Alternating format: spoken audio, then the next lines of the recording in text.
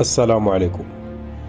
تداول ناشطون عبر مواقع التواصل الاجتماعي مقطع فيديو لضابط شرطة تركي وهو يقوم بجلد مجموعة من اللصوص الذين استغلوا فاجعة الزلزال المدمر لممارسة أعمال السرقة من البيوت المهدمة على رؤوس أصحابها.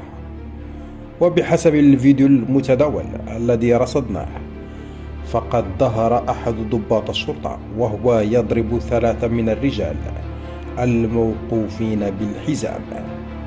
وبحسب الفيديو فقد كان 2 من الرجال المقبوض عليهم يرتديان ملابسهم الداخلية فقط، بينما يرتدي آخر ملابس من الخصر إلى الأسفل، بينما يقوم الشرطي بضربهم مرارا وتكرارا بالحزام.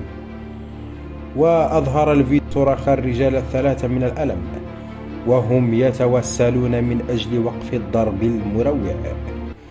وكانت السلطات التركية قد أوقفت ما لا يقل عن 48 شخصا للاشتباه بقيامهم بأعمال نهب في 8 محافظات تضررت جراء الزلزال الذي ضرب جنوب تركيا يوم الاثنين.